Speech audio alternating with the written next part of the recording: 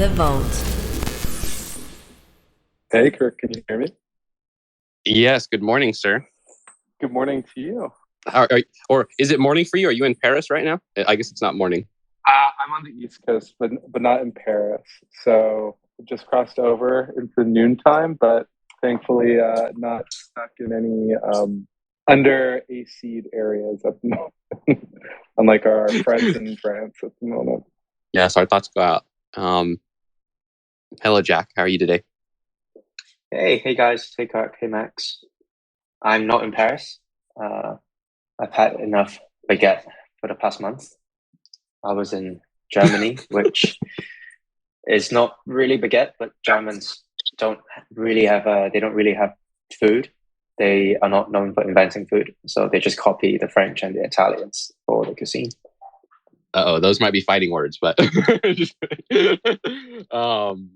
they have a few things that are dear to my heart. But yeah, I'm really happy to have everybody here and excited for this. Just to give a little context to the audience, we've been doing a little sort of a DeFi book club, reading a few things. I have not actually attended any of the discussions of the books because they've all been at 7 a.m., which was a little too early for me, although I need to buck up a little bit. I've just not been managing to, so I thought it'd be fun to try this at a different time. So I would host it and also make it public so anyone could listen in. I've really enjoyed sort of looking at the different readings and basically just looking at all the ways, one, in the history of money and also in like not very historical, but just how the current TradFi instruments and structures are set up. So the focus of this call is supposed to be the topic of clearinghouses and competitive note issue. And I'll just define sort of what I mean by that. And then maybe I'll turn it over to Jack or Max to talk a little bit about what we've been reading recently on that, if that sounds good. And I'm sure we'll take a bunch of questions and just be informal with it as we go. But I thought I'd start us off with a little structure. So just to set the stage, when I say competitive note issue, what I mean is a system of money. Well, just to make it easy, we'll go back to the gold standard. Imagine a gold standard system where you don't have a central bank, and instead, but people still don't want to just lug gold around all the time. So instead, they will deposit their gold with a bank, and the bank will give them banknotes, its own banknotes, and they'll still be a common unit of account in general. And so there's various historical free banking eras we can talk about. The Scottish one is the one I'm most familiar with. There was a good request about the Swedish free banking era. There's some others. But the key being, so we'll say, it doesn't really matter what the unit of account is. I'll just call it a dollar right now to keep it easy for us. So you put your gold in the bank. Different banks give you their own dollars, and they promise this dollar is worth 1 ounce of gold or whatever. And the banks then invest that money and lend it out. But in principle, the notes are all supposed to be equal in value. Now that may change if a bank takes lending losses or if we'll get into all that. And these notes circulate, and there's a concept of a clearinghouse, which is like, usually businesses may or may not accept notes from different banks, right? But like these notes will be flowing all over the place, and there's a need to kind of square the books and make sure that liquidity flows where it needs to. And a clearinghouse is a entity that ensures, like, if a bunch of people for whatever reason have the banknotes from Bank A and want to get their gold out, that demand can be spread across the other banks maybe more evenly. As a simple explain like I'm five overview, and there's nuance to it. You can think of it as like the curve equivalent of TradFi in a way. There's more to it than curve though. And so I think that maybe we can talk a little bit about, Jack and Max, would you like to start by talking about the reading that we did in the group? Sure, I can take a stab at it. So yeah, everyone, thanks for listening in. And essentially what we kicked this reading group off with was a Fed research paper from like 1989 that looked at banking in the US before the before the Federal Reserve came into being in 1913. So mental model here is essentially US right before the Civil War up until the early 1900s. And what was really interesting about it was that it was a system that was kind of reminiscent of DeFi today, in the sense that you had banks that were kind of facilitating this economic expansion of the US westward, but they didn't have like FDIC insurance they didn't have like these magic backstops that, if you look at modern finance, really underpin a lot of the system, right? And so one of the main reasons that this kind of clearinghouse concept developed was the US is a very large place. Most of its banking infrastructure was headquartered in New York. But as people were moving westward, as businesses were, doing exchange outside of the original 13 kind of colony states, right? Um, you would have hundreds of different banks that would be issuing their own notes, all of which were technically, maybe, hopefully redeemable for whatever gold you had put in place in the first place, or bonds later on. But the reality is, every bank, has to take on some form of idiosyncratic risk, right? Like the banks in Arkansas were writing different loans than the banks in Michigan, and stuff like that. And kind of to Kirk's point, you didn't have something like Curve back in the day, right? Like you didn't have like this some machine to kind of enforce a real strict peg between assets. And so oftentimes you would find that, the notes from these myriad regional banks would just trade at some discount to a dollar. I think in the paper, it kind of alluded to a range between 1% and 5% discount. 5 is when it got really hairy, right? But with the implementation of clearinghouse mechanisms, specifically in New York, where the main headquarters of the largest banks at the time were at, it became possible to actually introduce kind of like these risk buffers. And the real take home from that paper was, yes, banking was riskier back, in the Fed's 1989 view. But what allowed a banking system to flourish was that the individual collapses of banks, that took on too much risk or were not, in a position to really meet the needs of their customers, didn't result in actual contagion across the rest of the banking system.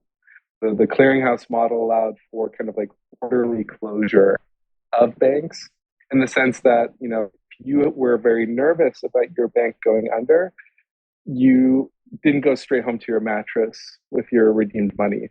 You went and took it to a bank that was more trusted.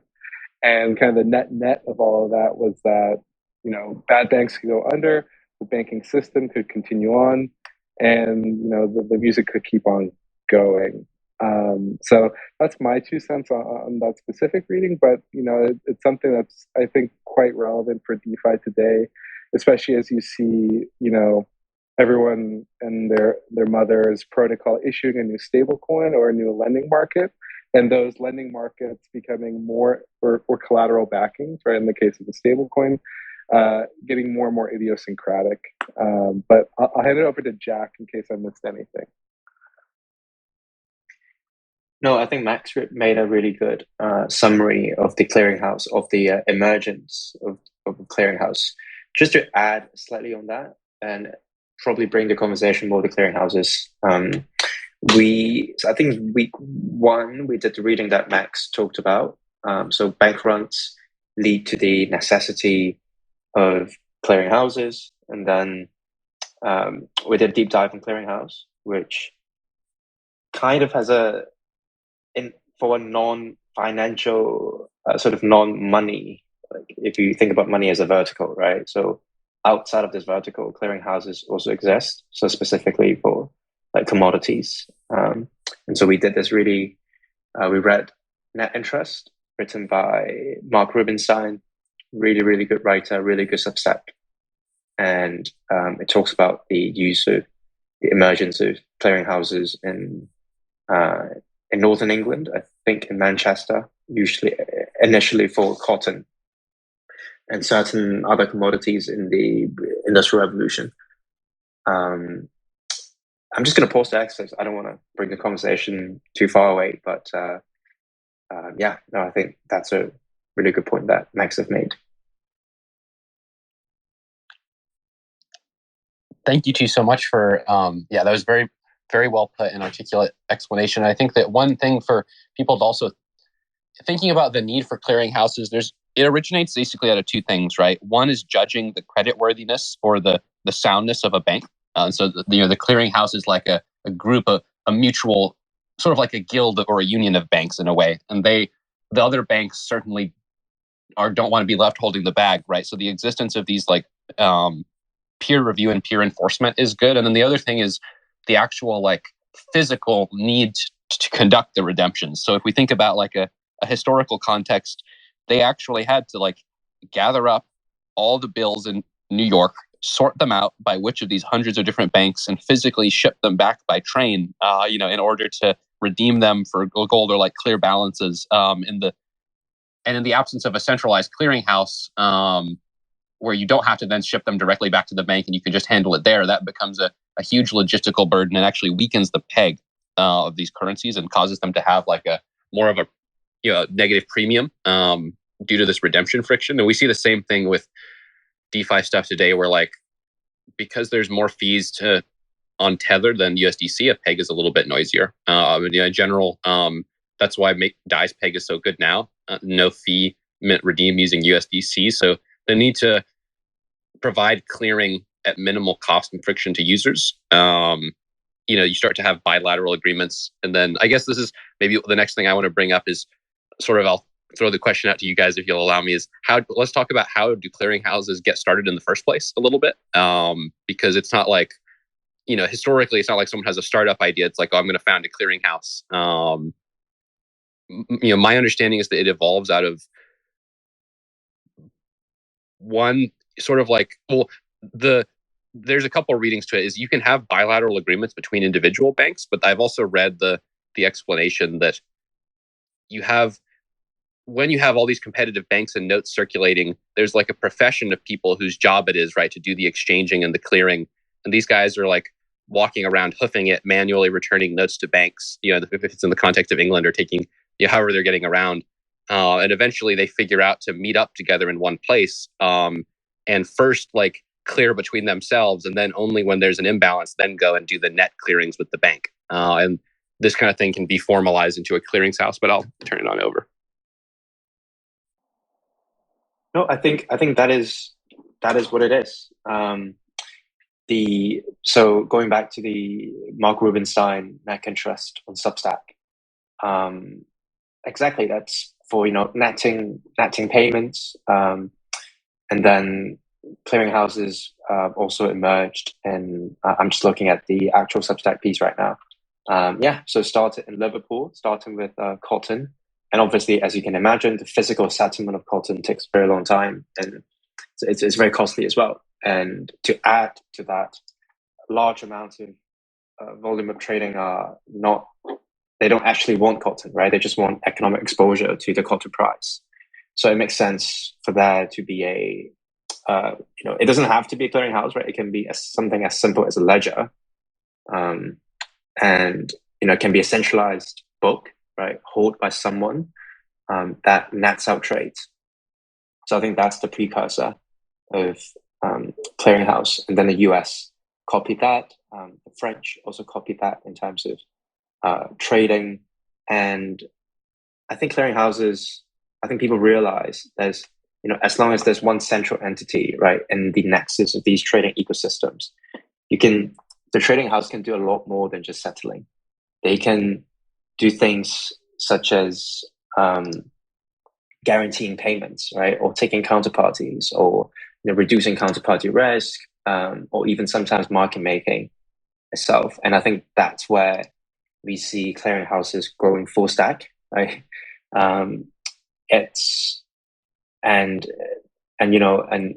So in real life in TradFi right now, right, clearinghouse has got two purposes. The first one is, if you have a buyer and a seller for a derivative, let's say a cotton futures, these derivatives might be settled, let's say, next year. And there's a chance that your counterparty might go bankrupt, might be insolvent, and clearinghouses protect against that. And that's number one. And number two, and if, let's say, cotton futures is one of those shit coins and altcoins with really low volume, really low liquidity, clearinghouses helps sort of routing your trade and finding a counterparty for it. So as you noticed, I've weaved in some DeFi terms in there. It's like a protocol that is a counterparty for users, but it's a router for trade. So yeah, Max, you got any points to add? I thought it was a good overview. So the only thing I would add, kind of alluding to Kirk's point around, it's not usually startups that just set up clearinghouses one day, right? Is that the ownership of most of these clearinghouses tends to be kind of a cooperative agreement between existing incumbents in the underlying market. So, that was the case back then, where the larger banks realized they could be, they're essentially unionizing, right? But just not in a labor context. And then they realized they could save money, save time, and just, ensure greater efficiency for everyone. And that kind of remains the case today. The most notable example of the clearinghouse is the ETCC here in the US. And that is pretty much owned by all of the relevant kind of investment banks. And I think Citadel is a part owner as well. So that brings in, market makers to some extent. But, essentially all the people that benefit from the music going smoothly, right? And then internationally, there are also clearinghouses that are just kind of vertically integrated into a specific underlying exchange. I want to say the whole London metals exchange fiasco early in the year could shine a light on that, but I'm not super well versed on it.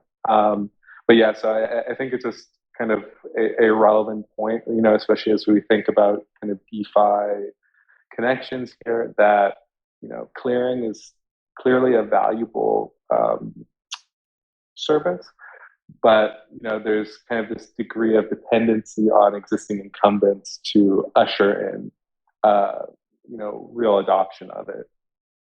By the way, let me also try to pin the threads that I made for the reading club for context.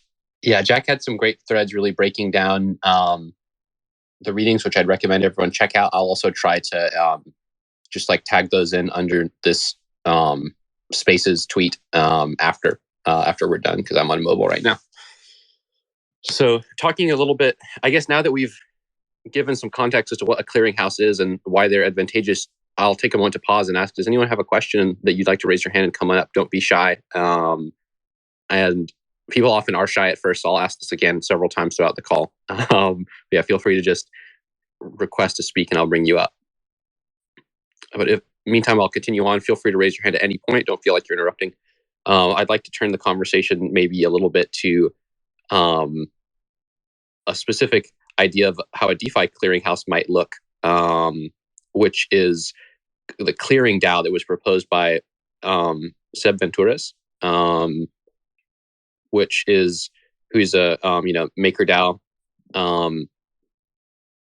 and in general DeFi stablecoin space contributor who I very much respect. Encourage everyone to check out his work. But the clearing DAO is a concept of how we might initially implement this clearinghouse in smart contracts or in a DeFi context. And it starts with an observation that there's some inefficiencies that exist for stablecoin liquidity and peg maintenance today. For example, right now MakerDAO is holding billions and billions. I didn't check recently the exact number, 5 billion in idle USDC that's earning 0% interest. Right? It's essentially they're giving Circle a 0% interest loan in exchange for access to that liquidity, that highly liquid form of backing. It'd be a lot better if they could actually earn some interest on that loan. And we've seen the same thing where Fei Protocol had a DAI PSM, where many protocols will include DAI or USDC and Curve pools that they incentivize, yada yada. And in all those cases, those are free loans to MakerDAO or to Circle. And so the concept of clearing DAO is what's missing is sort of a native interest rate for these stablecoins, and then a way for DAOs to say, okay, well, here's how much credit I would give against that stablecoin, given the fact that I would earn this much interest. And if you have a centralized place like that, you might say, for example, and again, I'm going to give examples with tangible names of real protocols, but they're not meant to imply any particular significance. Let's say MakerDAO decides to give Frax a 50 million line of credit, provided that they get a 5% interest rate, and it's 200% over collateralized. And one of the interesting points of the clearing DAO is that it's really a service for the stablecoin protocols. So like, if you can mint a stablecoin, it's no burden to over collateralize it, right? That's just you saying, hey, I promise not to run off with this money, and you're secured. But as long as you repay it, stablecoin will never enter circulation, and it didn't cost the protocol anything to mint more of it. And so you could, that way, Frax could go ahead and put up their 100 million Frax in there and borrow 50 million DAI liquidity if they have a need for it. Again, specific examples are arbitrary. And in general, the smaller, less established issuers or protocols are more likely to have needs for liquidity or need to pay out an interest rate, whereas the ones that have the most traction among users, who the largest adoption, will probably need to pay less when they need credit, and more often will be the ones who are creditors. And that's sort of the initial premise. And Seb, and I think I would agree, see this as sort of a public good. It's really up to each protocol. It's like not that complicated from a smart contract perspective. It's more of the social layer of actually protocols doing this and getting off the ground. Like Max said, it's easier for the big incumbents to make moves than it is for smaller entities. But I think that there's a lot of potential here, and that Volt is a stablecoin with a native interest rate. I think that of course, MakerDAO has always had the DAI savings rate, and Chai, it's 1 basis point right now, so it's not worth much. But I think that interest-bearing forms of stablecoins or help with this, but also that you can always implement the interest bilaterally as well. So I don't want to ramble too much about the possible implementation details, but I think it's a really exciting concept. I know from the Vault perspective, we'd be really interested, and I'd be curious just to hear each of your takes on Seb's clearing DAO article. Yeah, so I think I also made it known probably in the thread or in the chat, that I think Curve. Curve is already kind of like a interbank overnight lending market, kind of acts as a clearinghouse. I think if we directly borrow the TradFi clearinghouse to DeFi, it doesn't really fit in nicely, because layer one itself is the clearing infrastructure, right? There is a direct clearing, so it acts as in TradFi the same as the Fed wire, settling with, interacting with the very old software at Federal Reserve, which they haven't changed since the 70s. So, and then the beauty of Curve is it's permissionless. It's kind of permissionless, and you can do bribing, which obviously there's trade-off, and it probably makes more sense than doing a DAO to DAO deal for lending, which given such, I think DeFi right now, it's quite, especially in stablecoin space, is fighting over a shrinking market right now, shrinking TVL. So it's pretty difficult to get collaboration done. So I think in the short term, like until the next bull market, probably won't, we won't see much collaboration. But if there's new money coming for the next bull market, then and if there's a demand for such a clearinghouse, I think protocols and users will probably flock to Curve rather than setting up a new clearinghouse infrastructure. And adding to that, right, like one of the points we kind of discussed previously was that clearinghouses dealt with unnecessary frictions in the kind of traditional banking space, right? Where there's like no real value in having these train rides back and forth to redeem local currency notes and all that jazz, right? It was just a pain in the ass, plain and simple, like pretty cut and dry, right? Whereas, kind of to Jack's point, not only is the pie shrinking at the moment in terms of liquidity in general for stables, right? Which I would say, like USDC or even Tether, right, are kind of what serves as gold or bank or backing in our DeFi system, right? When we think about, back in the old days, it was gold and bonds that backed these local currencies in the US. Today, it really comes down to what is your actual liquidity for this asset you're, so-called stable, right? Because it's only stable to a certain degree, and that's usually a function of liquidity. And while you do have a lot of different protocols that are all buying and jockeying for this USDC, USDT, Binance USD, kind of all these like reserve backed coins, right? Part of the reality too is that things like Curve, things like Bouncer, any of the AMMs that are somehow giving kickbacks in one way or another are actually providing a service as well that goes beyond just this kind of liquidity, right? For a lot of stable coins, it's the main reason people hold those stable coins, right? To earn, yield or subsidies in the form of governance token emissions. And so there's this interesting scenario in which technically you could argue that if every single stablecoin issuer, which a year from now is probably going to be 80% of DeFi protocols, because everyone realizes it makes sense for them. If they all coordinated to share this massive pool of USDC sitting on chain and did it amongst themselves and kind of cut out the middleman, so to speak, there could be an argument for that.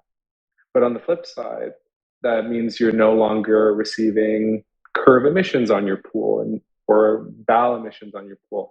And so in that sense, it's not quite as cut and dry as the traditional example might lead you to believe, right? Because the friction is almost the use case to some extent, right? Like I can give an example from the project I'm at, Fiat now, right? We do a DAI-like stablecoin that's backed by fixed duration assets across DeFi. So you're essentially taking DAI and USDC, locking it up, minting fiat, and then going about your merry way until collateral maturity.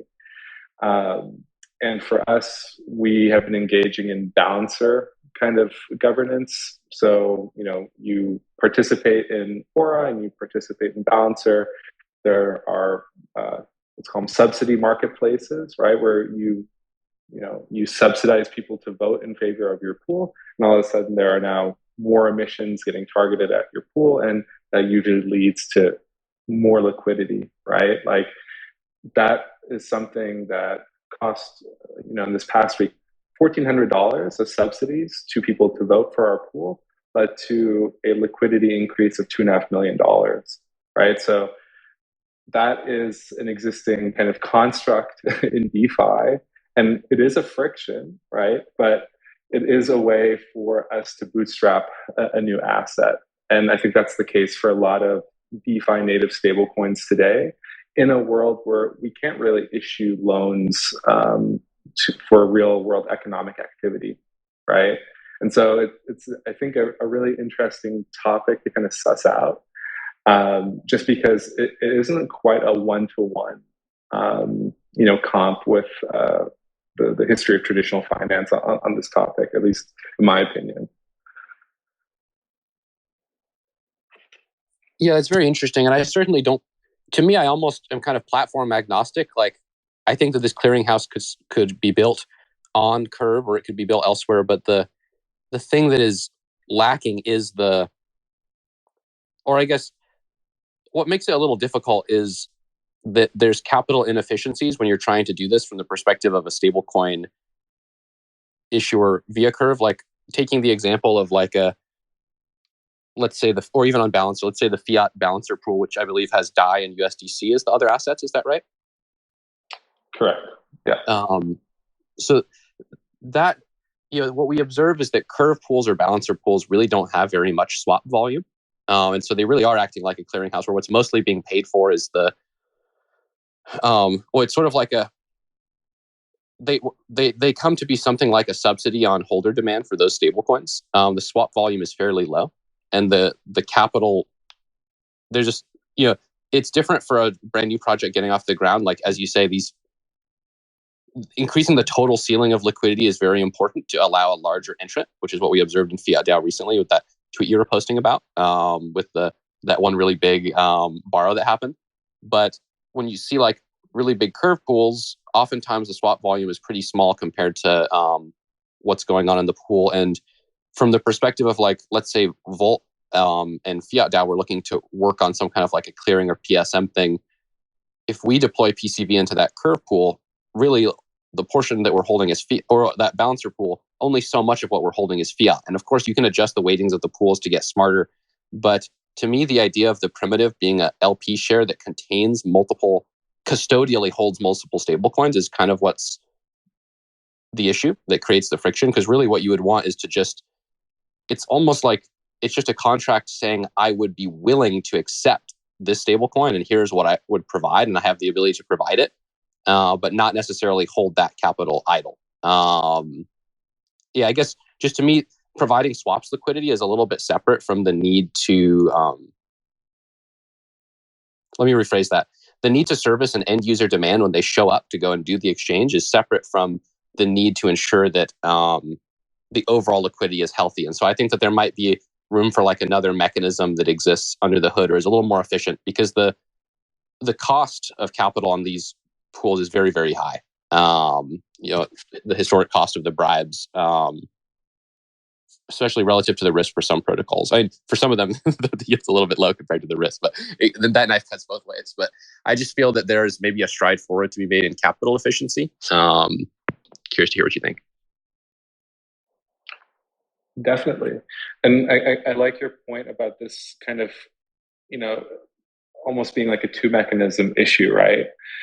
We just focused on liquidity, but there's also a reality, let's call it 6 months to a year down the road, where you have multiple stablecoin issuers who have taken on real world assets and have made really idiosyncratic loans, right? Because like there's a difference between having 3 DeFi lending markets that all support, USDC, DAI, ETH, wrap Bitcoin, and jiggle with the parameters or have different interest rate curves, right? Like that's one thing. But the moment you have, Maker making loans to entity A in the real world, Fraxlend doing the same, Aave with Go, right, doing it, a third way over, that introduces real risk premiums, in my opinion.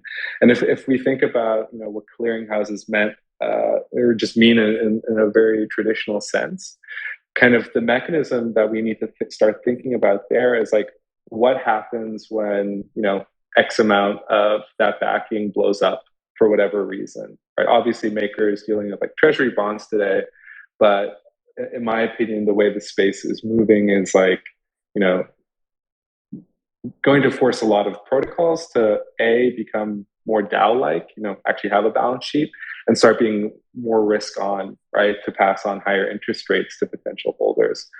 And in that kind of scenario, right, you do have to think about, how are the incumbents in DeFi going to step up for one another, right? Because like I think there is a recognition that, if one of the bigger protocols blows up, it's bad for everyone. Like no one wins in that scenario, right? And that's kind of like the kind of the mental math that played out in the earlier research doc we talked about, right? Where these pre-Fed Reserve banks realized, we got to keep the music going, and we have a reason to kind of collectively, look out for each other to some extent, right?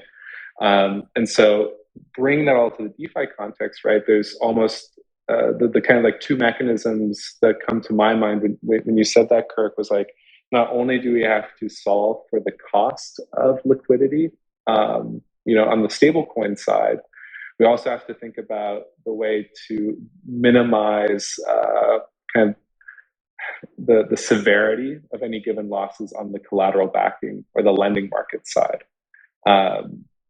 which I think is more in line with Seb's original article, right? Because you can imagine the type of scenario you alluded to where, a certain protocol gives another protocol a debt ceiling of some sort for a certain cost.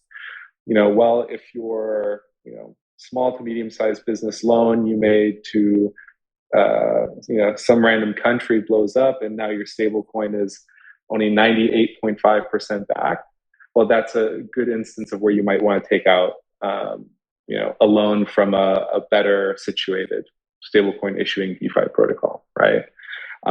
So it's interesting that we have kind of these two problems to deal with, even though they're kind of like just two different sides of the same coin at the end of the day.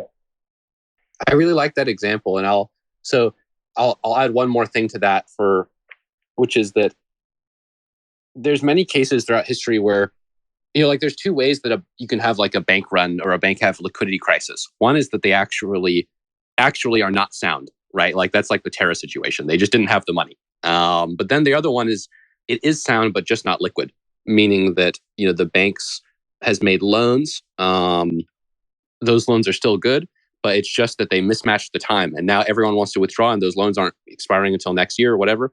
And so that bank is in a crisis, but if it has another bank that will give it a loan, it needs to get the liquidity and get it across the line. That can make the difference. And so that can also happen in the case of a partial loss, right? Where the bank's mostly sound, but it took some loss and it needs to be able to ensure orderly redemptions for the holders of its deposit receipts. And ultimately, it'll be the token holders or the shareholders in that bank who take that loss, but they don't have liquid capital to do that, right? Imagine, you guys are probably familiar with the fact that for MakerDAO, if they experience a liquidations failure, there's a mechanism where Maker tokens, MKR, will be auctioned off to recapitalize the protocol. And so that's like a pretty tough situation to be in, right? The moment on like the worst bear market day, when your liquidation system has failed, that's when you're going to auction off your governance token. So the clearinghouse is like, instead, you've made an agreement with someone a long time ago, right? That, okay, anytime we have a liquidity crisis, we had this liquidation failure, we'll put up this collateral or whatever, and then we'll get the loan. It allows for a much more orderly, organized process. But I wanted to say thank you for coming up, Andy. Feel free to jump in. Oh, thanks. Yeah, I've been studying some of these issues, and I had some comments on what you guys are saying. I don't know if it's new, but maybe it's a more direct way of going after some of these topics. You observed, Kirk, I don't know if that's your real name. It is my real name. Yeah, we'll go on. All right, awesome. Yeah, that essentially what these smaller stable coins are doing is paying interest. They have to pay people to hold their coins, and they do that by warehousing them in Curve pools and paying rewards for Curve, and I guess Balancer too. And you might argue that that's a bad packaging. I would.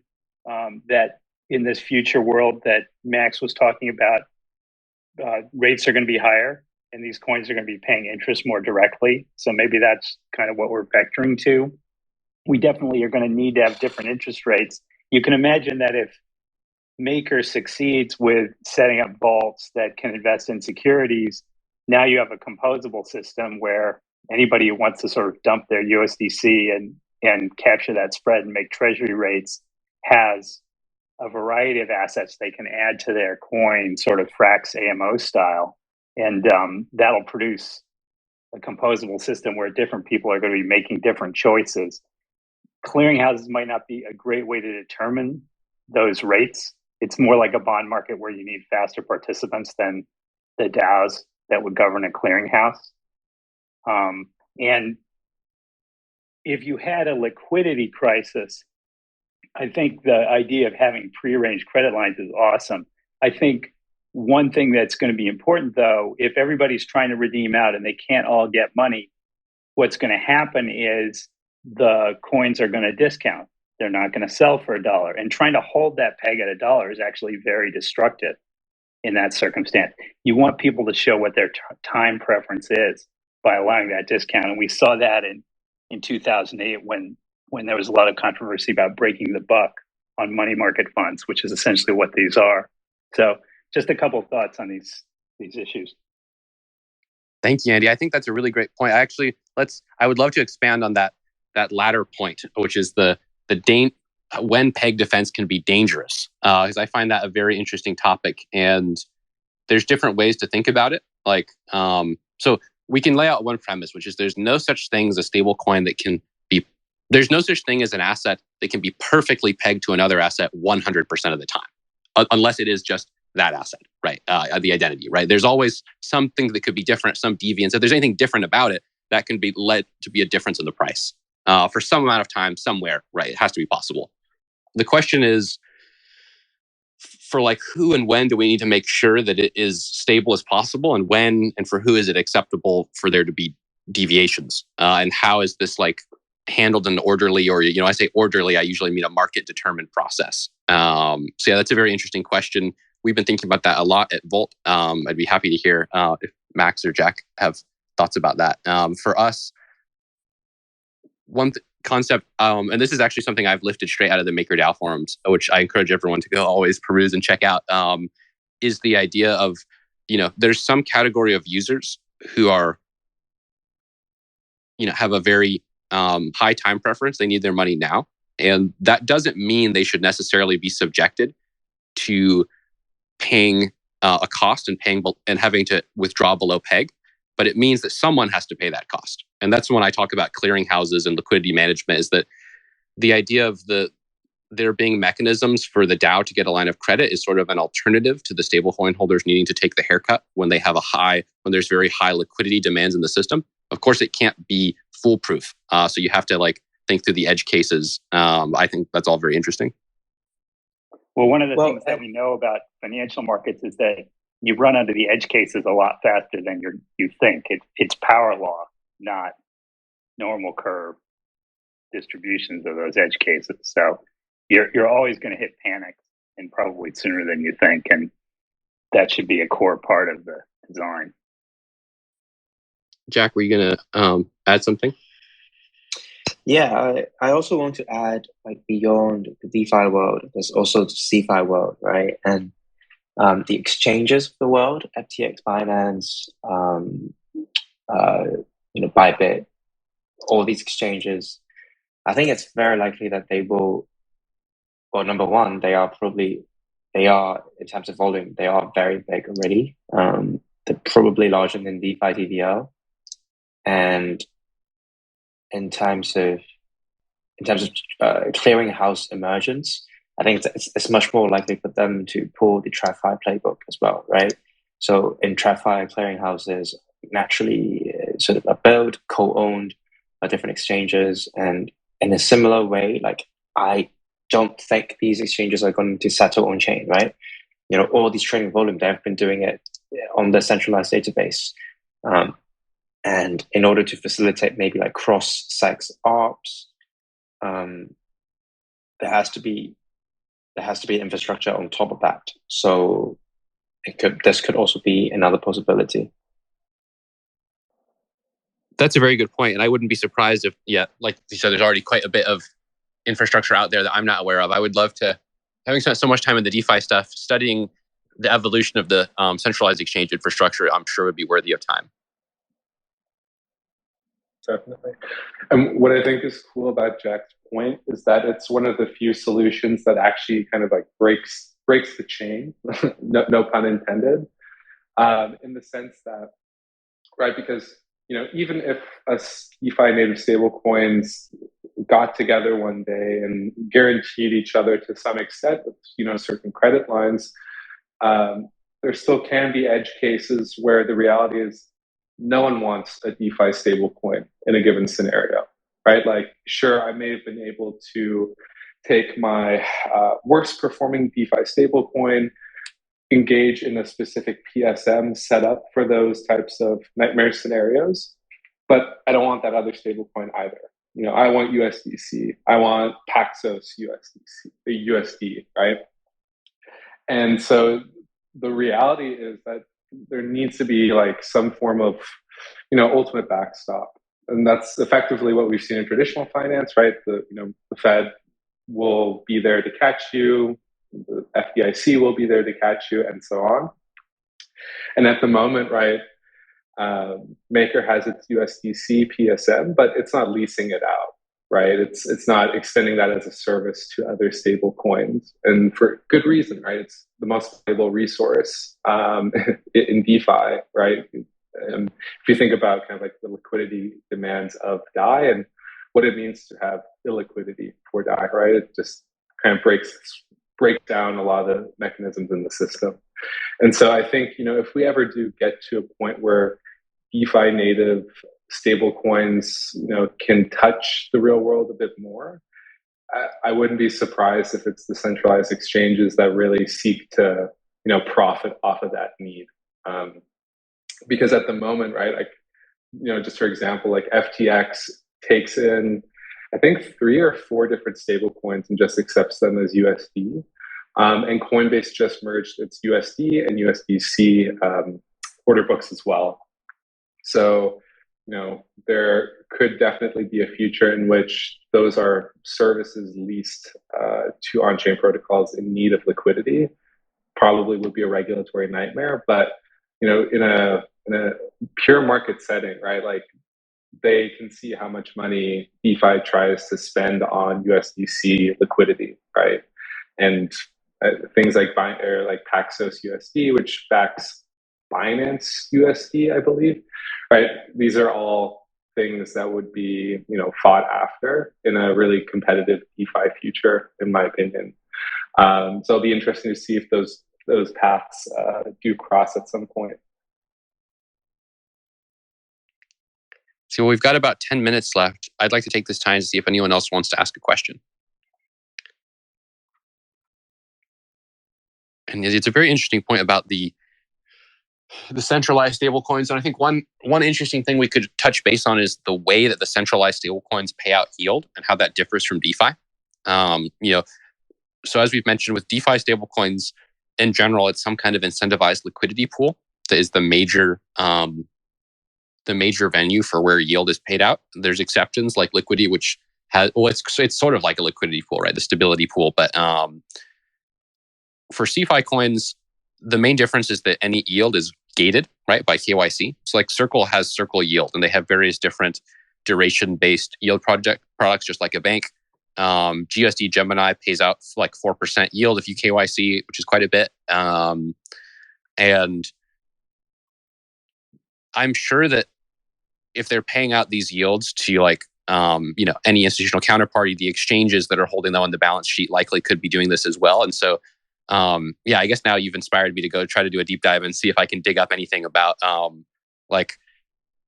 does Binance put any of the USDC they have into Circle Yield, or do they just hang on to it? Those type of questions. But yeah, that kind of stuff does seem like a clearinghouse precursor when we think about it. What Binance is most likely to do is just redeem out the USDC and put into USD instruments. That's going to be the most popular channel. It's going to draw down on some of these gateways like Circle and Tether. That's an interesting point. Exchanges doing fractional reserve of the USD stablecoins and kind of cutting out the middleman of Circle. That's interesting to think about. Thank you for coming up, Andy. I really appreciate it. People can be shy to come talk, by the way. Anyone should feel free to raise their hand. On the exchanges doing fractional reserve, is Binance, what's the legal status on BUSD? Because, Circle and Coinbase, technically USDC is kind of separate from Coinbase. So you can tell that Coinbase is trying to keep a distance from that, right? But Binance actually owns it, and the same with Gemini. And then Paxos is Jack, I don't think that's correct. I think Binance just licenses Paxos' offering. Oh, okay. Gotcha. Yeah, the Binance exchange, I don't think, is involved in any of the custody of the backing of that asset. It's equivalent to the Paxos dollar, I think. But they do, I assume, benefit more. Well, yeah, I guess that'd be the question is, you have to look into how that licensing plays out and where the yield is. But I imagine Binance gets a better deal on their own coin than on holding USDC balances. It plays out in their trading fees. If you trade with BUSD as your denominator on Binance, you pay way less fees relative to, if you're using Tether. So I think that's how they kind of justify the partnership. But it's interesting, right? Because technically Paxos is more conservative than USDC. So BUSD is actually probably one of the safest stable coins at scale. That's interesting. Yeah, thinking about how Coinbase recently announced that they're unifying their books, right, for these different stable coins just into USD. And FTX treats these stable coins as fungible. So I'm curious. One of the things they talk about, I guess, last history remark for me is the other thing that I was continuing to talk about a bit in this spaces is the general dynamics between banks. They're doing competitive note issue, and this is, of course, what gives rise to the need for a clearinghouse of money.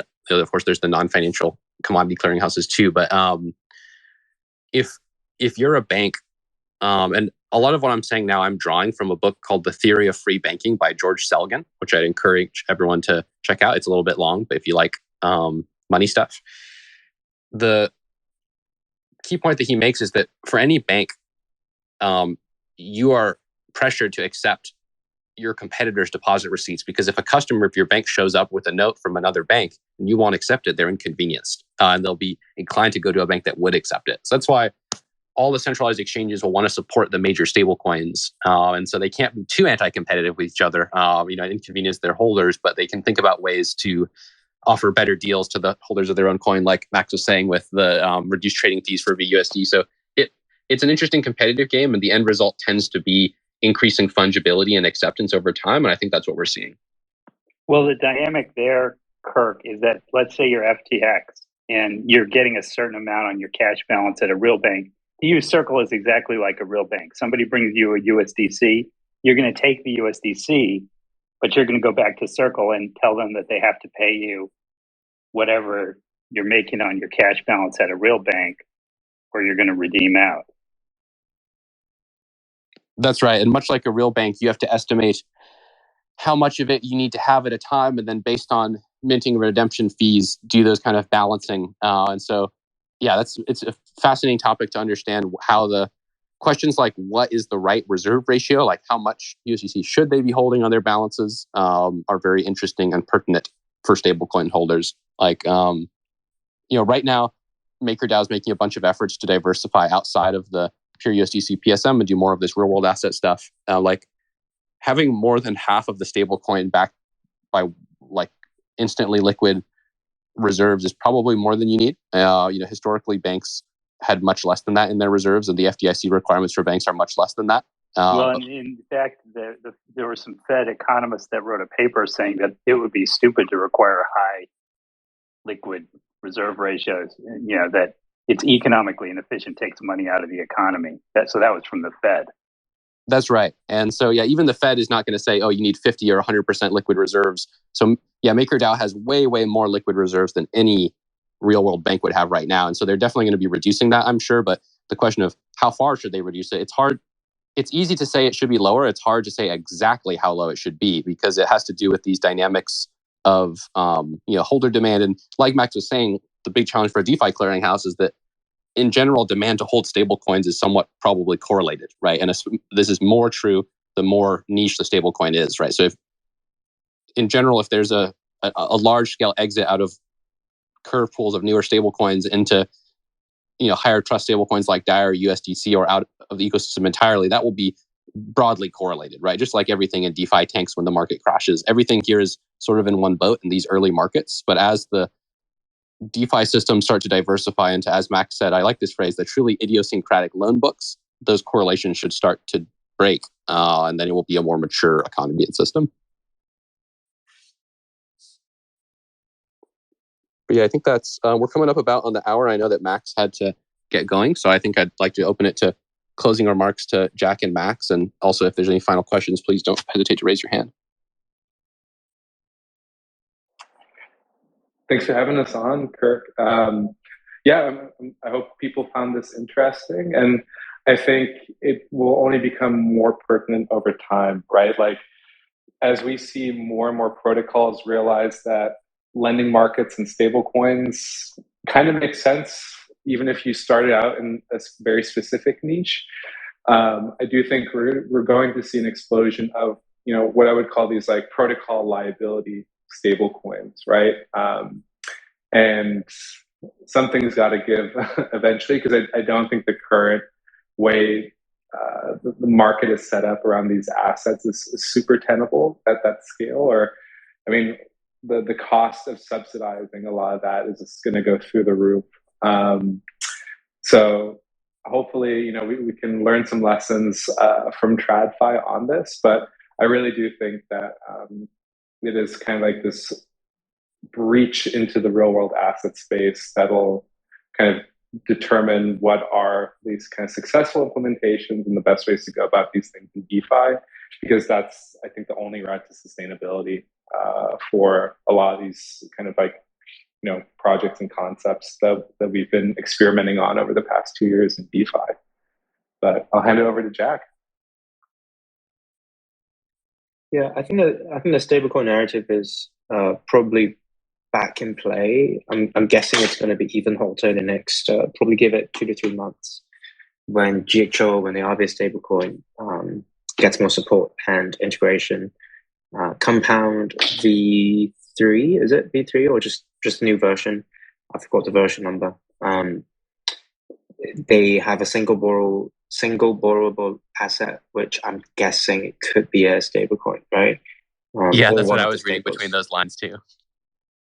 Exactly, yeah. So they're going to have a compound stablecoin, which is going to be confusing. And I wonder how they're going to name it, given Maker names it DAI, RV makes it GXO. I never understand why. Just why. Just keep on confusing the degens.